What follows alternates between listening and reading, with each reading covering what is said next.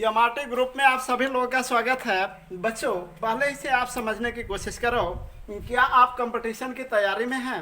ये 2020 का ये जो समय चल रहा है, यदि आप कंपटीशन की तैयारी में हैं और सिपाही का, एसआई का, एसएससी जीडी का, एसएससी 10+2 का, एसएससी सीजीएल का, नेवी का, एयरफोर्स का, सीडीएस का, राजकीय विद्यालय शिक्षक का, पीजीटी शिक्षक का, केवीएस शिक्षक का, एसीटी सेंट्रल टीचर शिक्षक का, ये केंद्रीय विद्यालयों में जो शिक्षक की जगह आती है, बीईओ शिक्षा अधिकारी का, टेट सीटेट सुपर टेट शिक्षक के लिए, ये लेखपाल जो है, समीक्षा अधिकारी की तैयारी, सीपीओ सीपीएफ पीपीओ पीपीएफ की तैयारी, लोअर पीसीएस की तैयारी, रेलवे की तैयारी, आर्मी टेक्निकल नॉन टेक्निकल अलग बैच, ये तैयारी जो यदि आप ये तैयारी में हैं, जो यहाँ मैंने, यदि आप इससे बाहर हो तो मत देखना, पाप है बाय अमर सर। स्टूडेंट, ये 20 है टोटल एरिया, और इस एरिया के अंदर यदि आप हैं तो इसे देखें और आत्मसात करें,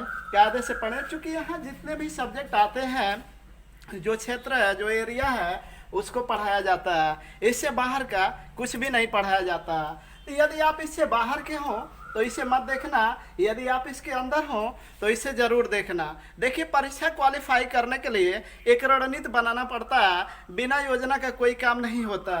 अब स्टूडेंट, जैसे आपको बताएं कि बिना योजना का काम क्यों नहीं होता। अब स्टेबलाइजर एक दिन मेरा बिगड़ गया और उसे मैं लेकर मार्केट में घूमता रहा, ना ही कोई मिस्त्री मिला और ना ही वो बना।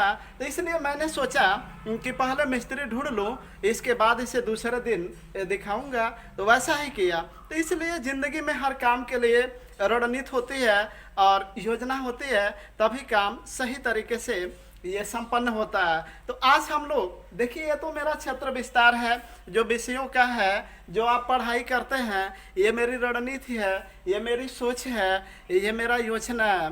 तो ये योजना को साकार करना, तो I promise my friend for good guidance, ये लाइफ स्टोरी है, इसको ध्यान में रखें। यदि आप इन 20 क्षेत्रों में हैं तो आप इसको देखें, यदि आप इस क्षेत्र से बाहर हैं, इसको कदाप न देखें। तो अब स्टूडेंट देखिए, आज हम लोग जो स्टडी करने जा रहे हैं वो हिस्ट्री है। जैसा कि पिछले क्लास में हमने आपको ये प्राचीन इतिहास के अंतर्गत कुछ लेसन बताए। अब देखिए, पढ़ाने में भी हमारी रणनीति रहती है। ये जीएस में 1 तारीख से 10 तक कुछ अलग पढ़ाते हैं, वो फिक्स है, और 11 से 20 तक कुछ अलग पढ़ाते हैं, वो फिक्स है। 21 से लेकर महीना जो भी हो, या 28, 29, 30, 31 का, उसमें कुछ अलग है। ये हमेशा वही पढ़ाते हैं जो उस क्षेत्र में होते हैं। मतलब हमने समय को डिवाइड किया और उस समय के अनुसार हम वही सब्जेक्ट पढ़ाते हैं जिस डिवाइडेशन में वो सब्जेक्ट है।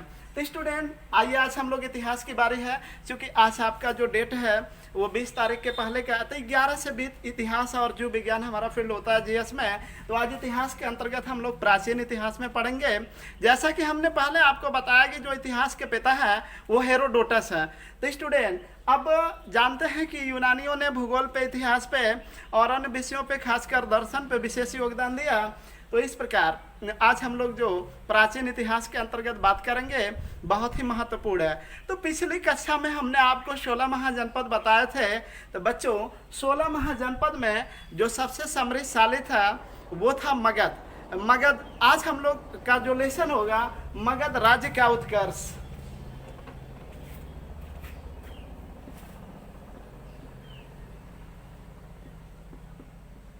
मगध राज्य का उत्कर्ष।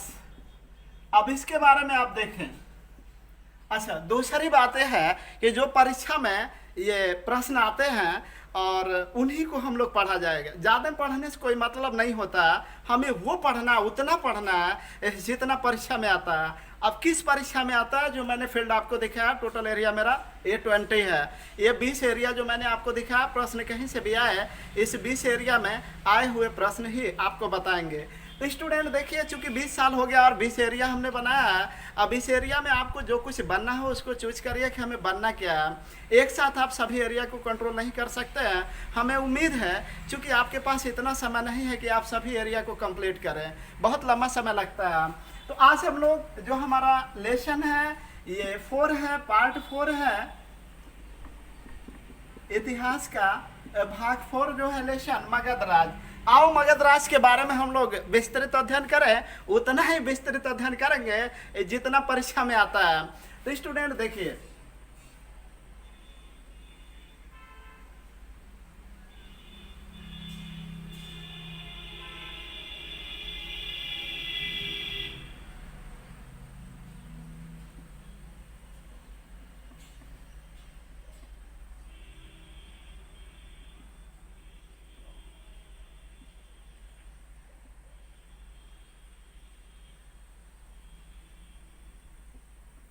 ये हमारा है भारत।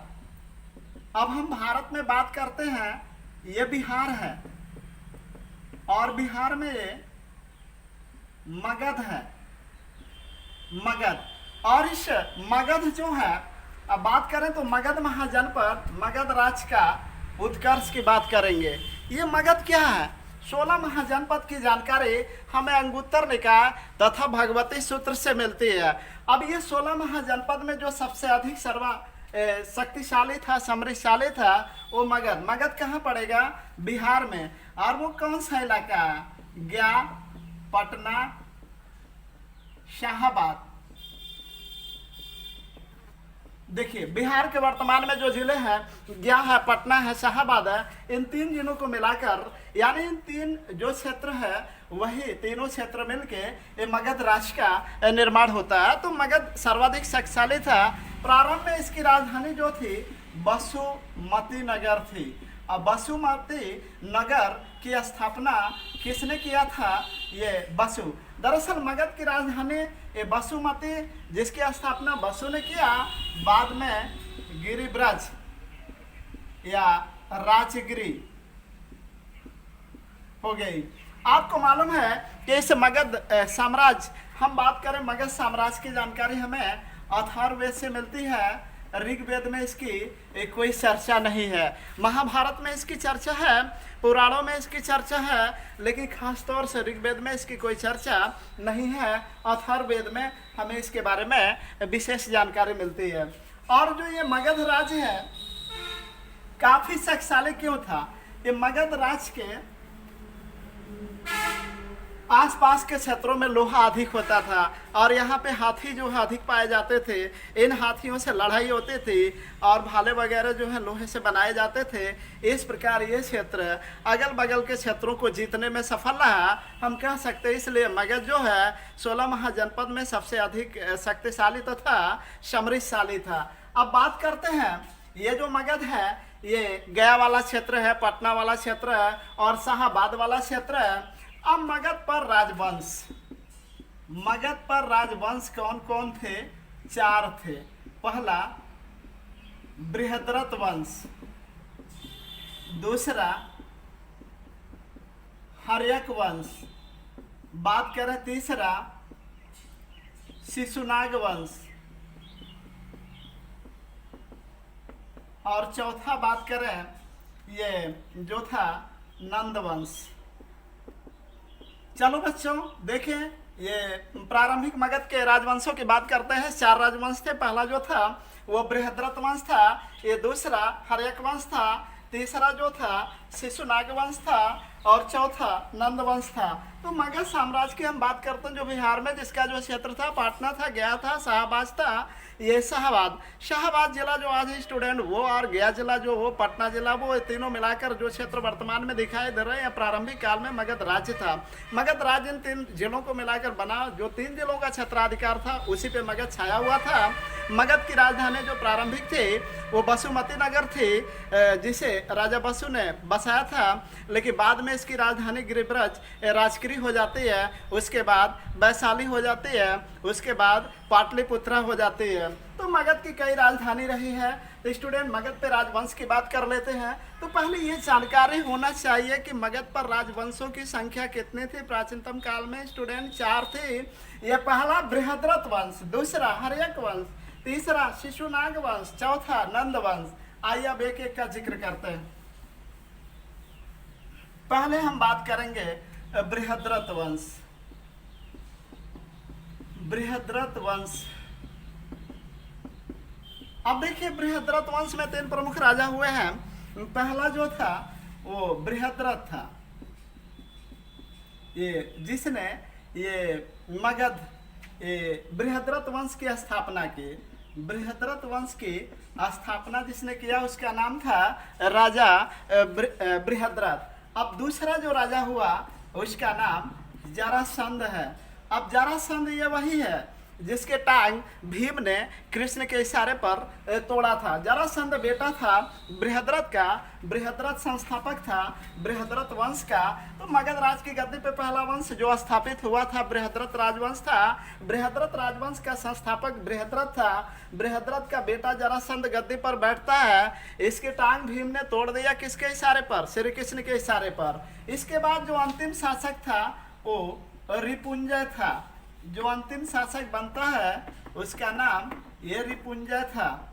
रिपुंजय जो है बृहद्रथ वंश का अंतिम शासक बनता है। एक बार और देखो मित्रों, सर्वप्रथम जो मगध साम्राज्य पर स्थापित राजवंश था उसका नाम बृहद्रथ राजवंश था। बृहद्रथ राजवंश का संस्थापक जो था वो बृहद्रथ राजा था। बृहद्रथ राजा जो था उसका बेटा जरासंध था। जरासंध की हत्या भीम ने कर दिया श्री कृष्ण के इशारे पर, जबकि अंतिम शासक बृहद्रथ वंश का रिपुंजय था। आगे बढ़ते हुए अब हम बात करते हैं दूसरा वंश, ये जिसका नाम है ये हर्यक वंश। हर्यक वंश मगध की गद्दी पे दूसरा वंश था। हर्यक वंश की बात कर लेते हैं। इसका संस्थापक बिंबिसार था। ये बिंबिसार जो है लिखते भी चले और पढ़ते भी चले। मैं आपको वही प्रश्न बताऊंगा जो परीक्षा में आ चुके हैं और आने वाले हैं। बाकी देखो कहानी खिस्सा से कोई मतलब नहीं है, न तो आपके पास समय है कि कहानी खिस्सा सुने और देखे, न तो मेरे पास समय है कि कहानी एक हिस्सा आपको एक्स्ट्रा बताऊं जो परीक्षा में आया, उसका कोई मतलब नहीं होता। तो स्टूडेंट अब तक जो परीक्षा में आया है उसको मैंने देखा 20 क्षेत्रों से। और दूसरी बात जो आने वाले हैं जिसको हम लोग गेस करते हैं, अनुमान लगाते हैं कि ये प्रश्न आएंगे, उसको भी हम यहाँ आपको बताएंगे। लेकिन स्टूडेंट जो प्रश्न कभी आए हैं न आने वाले हैं, जिसका कोई उम्मीद ही नहीं है, उसे यहाँ पढ़ाने से कोई मतलब नहीं है। देखिए हर्यक वंश में ये पहला बिंबिसार हुआ। बिंबिसार राजा बिंबिसार 544 बीसी में एक गद्दी पर बैठता है और 52 वर्षों तक शासन करता है। 52 वर्षों तक ये शासन करता है। इस पॉइंट को आप लोग ध्यान से देखते जाइए। बिंबिसार की बात चल रहा है। बिंबिसार 544 बीसी में गद्दी पर बैठता है, 52 वर्षों तक शासन करता है। बिंबिसार जो था इन्होंने अपना सीमा विस्तार, वैवाहिक संबंध से बढ़ाया। कुछ ही लड़ाई किया, कुछ ही लड़ाई। चूंकि लड़ाई कम करता था लेकिन शादियां ज्यादा करता था, इसकी ये विशेषता थी। शादी करने का कारण था सीमा विस्तार को बढ़ावा देना। ये अपने राज्य को विस्तारित करना चाहता था, इसलिए इन्होंने 3 शादियां किया। अब आपको बता देते हैं एक बात कि इसके दरबार में ये जीवक राजवैद रहता था। अवंती के राजा प्रद्योत का उपचार करने के लिए बिंबिसार ने भेजा था, जबकि गौतम बुद्ध का उपचार करने के लिए ये बिंबिसार ने ये जीवक राजवैद को भेजा था। अब बात करते हैं ये 3 शादियां जो किया था वो कौन था। पहला तो महाकोशला कौन थे? ये कौशल नरेश प्रसेनजीत की बहन थी। कौशल नरेश प्रसेनजीत की बहन। जब कौशल के राजा प्रसेनजीत ने अपनी बहन की शादी ये बिंबिसार से किया था तो उन्होंने काशी नगरी दान में दिया था, दहेज में। जैसा कि आजकल दहेज में गाड़ी दिया जाता है, 2 पहिया 4 पहिया स्टूडेंट, उसी प्रकार उस समय जब बिंबिसार की शादी होती है, कौशल नरेश नरेश प्रसेनजीत की जो बहन थी उसका नाम था महाकोशला। जब ये महाकोशला से शादी करते हैं तो कौशल का जो राजा था प्रसेनजीत खुश होकर अपनी बहन को अपनी बहन की शादी से करता है और दहेज में क्या देता है, ले जाओ भाई काशी नगर ले जाओ, दहेज में आपको देता। इस प्रकार अब ये 52 वर्षों तक शासन किया बिंबिसार। और आपको मालूम है कि दूसरी शादी इन्होंने जो किया ये चेलना से किया। ये चेलना कौन थी उसके बारे में जानने की आप कोशिश करें। ये चेटक की पुत्री थी, चेटक की पुत्री चेलना से शादी इन्होंने किया। अब तीसरी शादी इन्होंने जो किया वो शेमा से किया। ये शेमा कौन थी, मद्र देश की राजकुमारी। पंजाब का क्षेत्र था मद्र देश, पंजाब वाला क्षेत्र था मद्र देश, मद्र देश की राजकुमारी। अब स्टूडेंट हम बिंबिसार की बात कर रहे हैं जो 544 बीसी में गद्दी पर बैठता है। इन्होंने 3 वैवाहिक संबंध स्थापित किए थे। कारण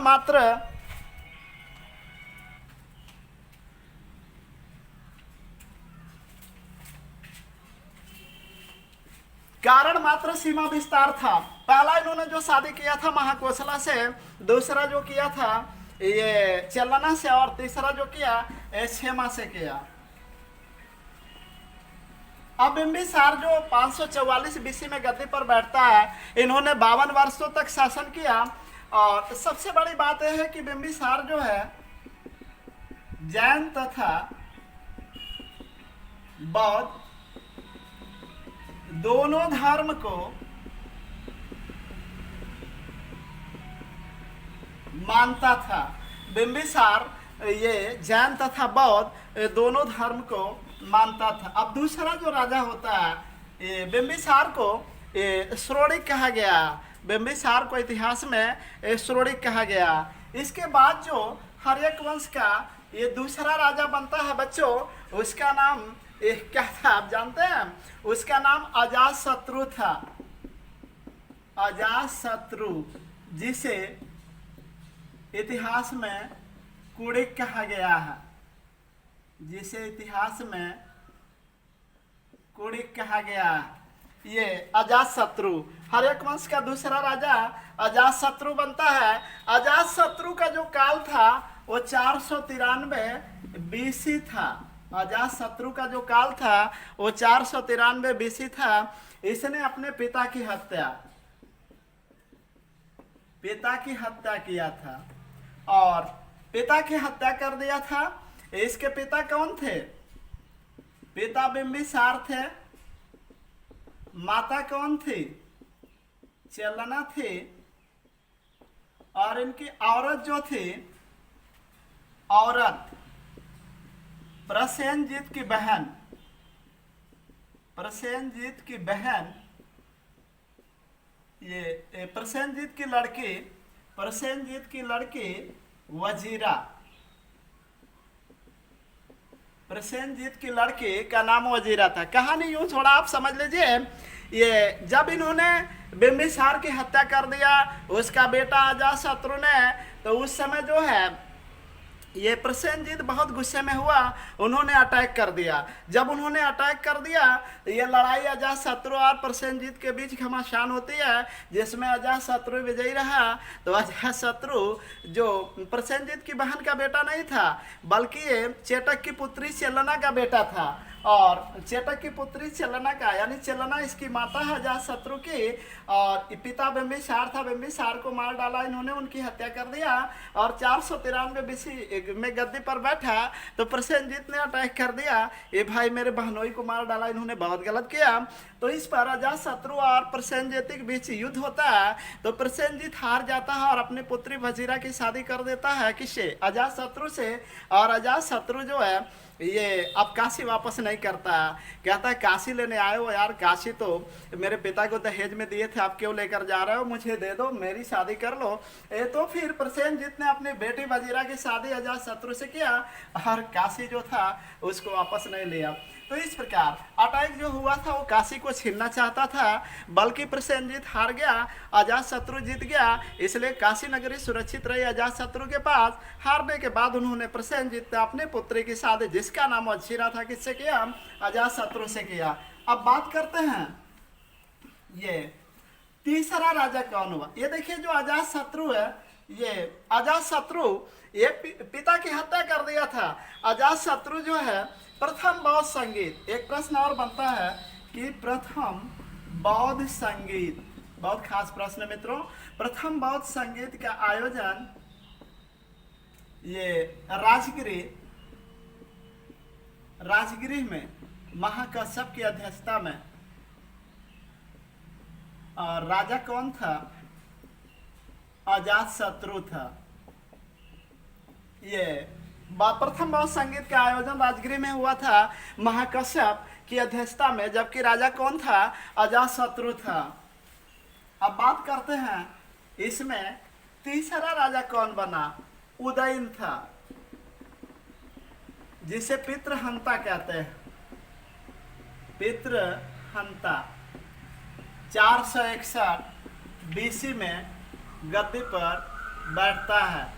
461 ये बीसी में गद्दी पर बैठता है। जैन धर्म का समर्थक था, जैन धर्म का समर्थक था, ये जैन धर्म का समर्थक था। और उदयन जो था इसे पितृहंता कहा जाता है, चूंकि इन्होंने ये पिता को मारकर गद्दी पर बैठा था। और उदयन 461 बीसी में गद्दी पर बैठा। ये पाटलिपुत्र शहर की स्थापना किया। ये पाटलिपुत्र को बाद में शेरशाह सूरी ने पटना नाम दिया, जो गंडक और सोन नदी के तट पर स्थित है। पाटलिपुत्र जिसका वर्तमान में नाम पटना है, शेरशाह सूरी ने दिया। ये पाटलिपुत्र शहर की स्थापना किसने किया? उदयन ने किया। पितृहंता के नाम से कौन जाना जाता है? उदयन जाना जाता। ये कब गद्दी बैठा? 461 बीसी बैठा। ये जैन धर्म को मानता था। अब आगे बढ़ते हुए, अब यहाँ एक खास बात ये है बच्चों, इस जो उदयन राजा था ये बेटा किसका था? इसके 3 पुत्र थे, अनिरुद्ध, मुंडक, नागदशक। अनिरुद्ध, मुंडक, तीसरा नागदशक। नागदशक ये किसके बेटे हैं? उदयन के बेटे। उदयन के बेटे। उदयन 461 बीसी में बैठा था और वो पितृहंता नाम से फेमस है। और उदयन जो है पाटलिपुत्र शहर की स्थापना कराया था। ये पाटलिपुत्री शहर को ये शेरशाह सूरी ने पटना नाम दिया, जो गंडक और सोन नदी के तट पर स्थित। इस प्रकार पितृहंता के नाम से उदयन के 3 पुत्र अनिरुद्ध है, मुंडक है और कौन है? नागदशक। अंतिम शासक जो था हर्यक वंश का, वो नागदशक था। अंतिम शासक नागदशक की हत्या किसने किया?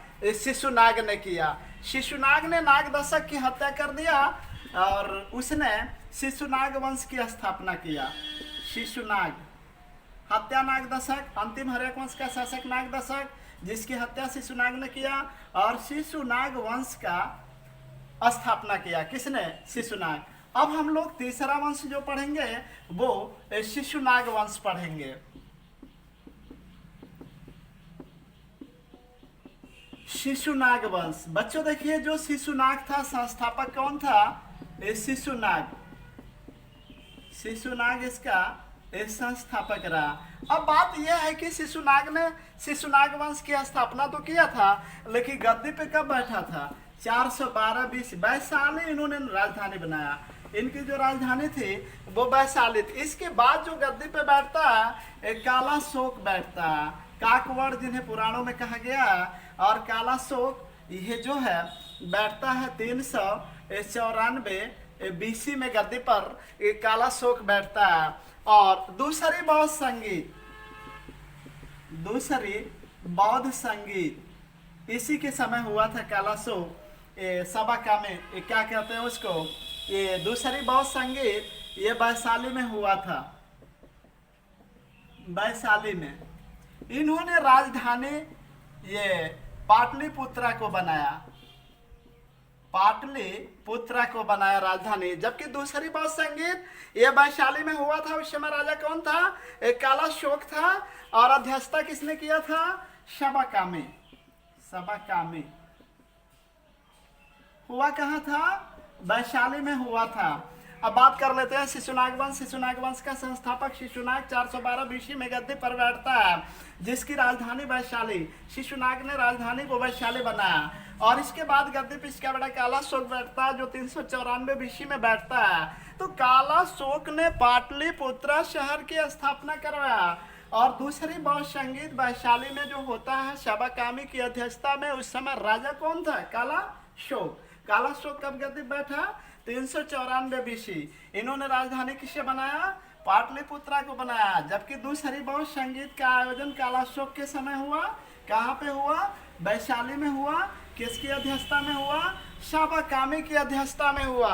अब हम बात करते हैं अंतिम शासक, मतलब शिशुनाग वंश का। शिशुनाग वंश का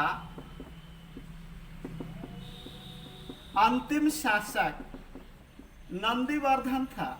नंदीवर्धन, जिसकी हत्या महापद्म नंद ने किया। महापद्म नंद ने मार डाला, जो इसका अमात्य था और गद्दी पर बैठता है। इस प्रकार ये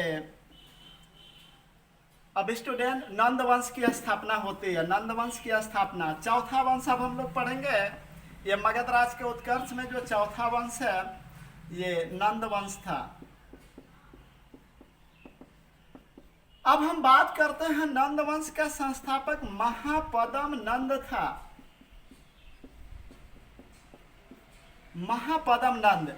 महापद्म नंद मित्रों कब गद्दी पे बैठता है? आप सभी लोगों को मालूम है 344 बीसी में बैठता है। इसके 8 पुत्र थे। पहला जो था पांडुक था और 8वां पुत्र जो था घनानंद। 8वां पुत्र घनानंद था। इसे अग्रसेन कहा गया।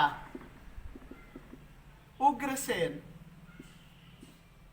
जबकि इसे अग्रमीज कहा गया। ये अग्रमीज किसे कहा गया? घनानंद को उग्रसेन या एकराट भी कहा जाता है। उग्रसेन या एकराट भी कहा जाता है। अब इसका मित्र पाणिनि था। इसका मित्र पाणिनि था, जबकि इसका मित्र बारुषि तथा कात्यायन था।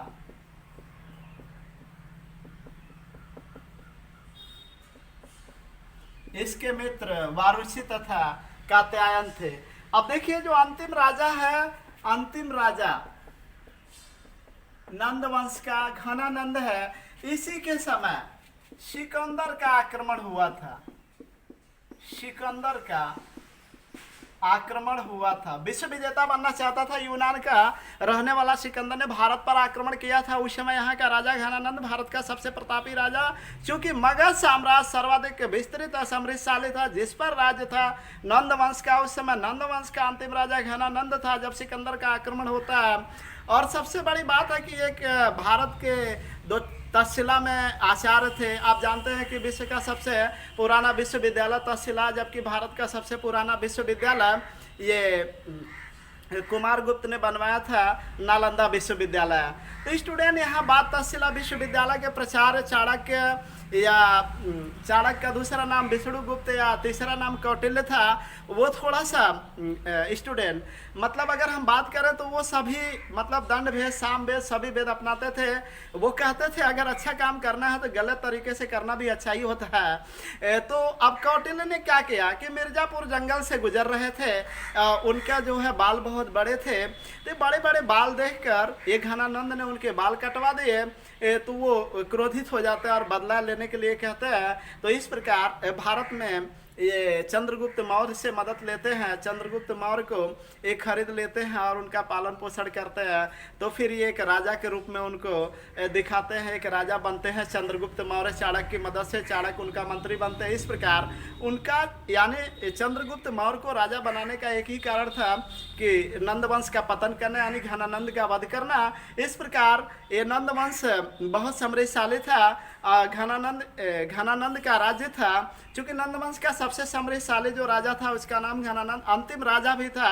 चूंकि ये महापद्म नंद जो नंद वंश का संस्थापक था, उसका अंतिम सबसे छोटा बेटा था घनानंद। बहुत ही शक्तिशाली और साहसी था, वो पूरे भारत पे राज करता था। उसका क्षेत्र मगध का था और भारत में सबसे बड़ा राजा था। इस प्रकार सिकंदर, इसकी शक्तियों को देख के सिकंदर की सेना भी डर गई थी, लेकिन चाणक्य के कहने पे ये इन्होंने अटैक किया घनानंद को हराने के बाद चंद्रगुप्त मौर्य ने इसका वध कर। इस प्रकार स्टूडेंट ये मगध राज्य में जो आखिरी वंश था नंद वंश का, ये पतन हो जाता है। अब हम लोग सिकंदर के बारे में जो सिकंदर का आक्रमण भारत पर होता है उसके बारे में अगले अध्याय में पढ़ेंगे, जो 5वां अध्याय होगा। 6ठा अध्याय हम लोगों का चंद्रगुप्त मौर्य जो सम्राट के रूप में भारतीय इतिहास में सबसे प्राचीनतम जाना जाता है स्टूडेंट। इसके बाद गुप्त वंश में बढ़ा। तो इस प्रकार लेसन वार लेसन हम लोग आगे बढ़ते रहेंगे।